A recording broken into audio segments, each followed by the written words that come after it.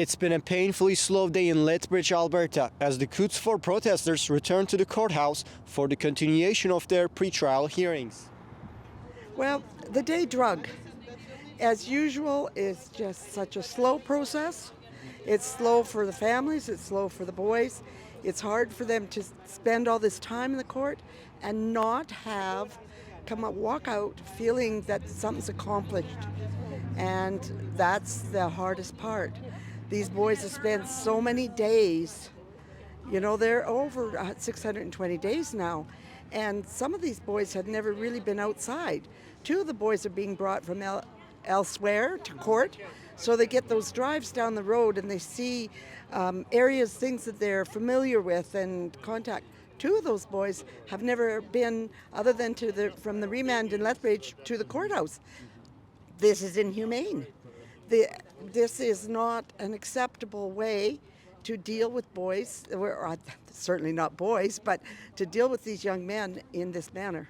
Yeah. They need to have some semblance of normal in their life, whether that be normal incarcerated or it be out in the public again.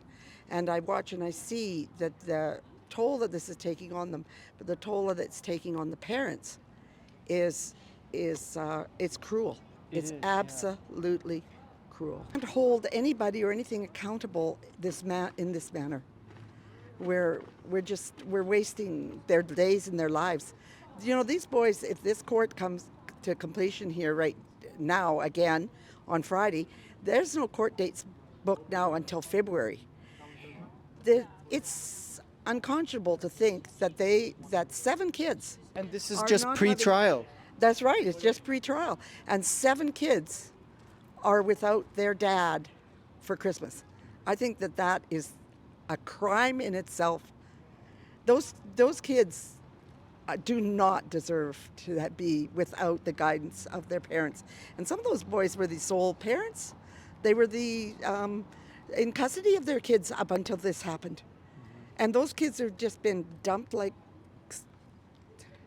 as if nobody cares. What are you going to do with these children? These children need their dads, and these dads need bail.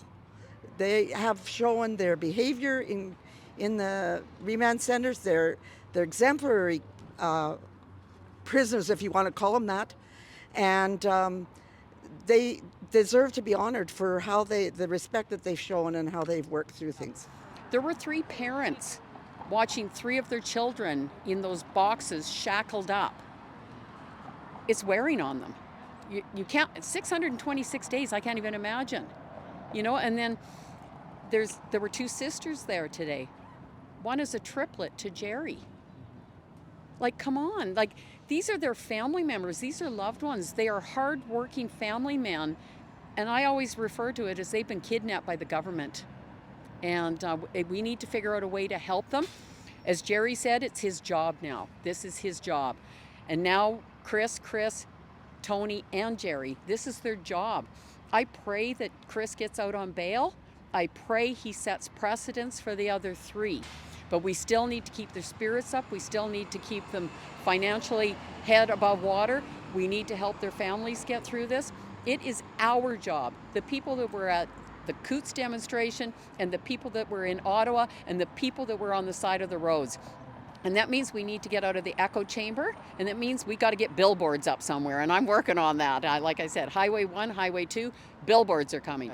The proceedings will continue tomorrow, and I will be there to deliver the news for you. If you would like to support my work, please consider donating at mediabazirgan.com/donate. Thank you for tuning in.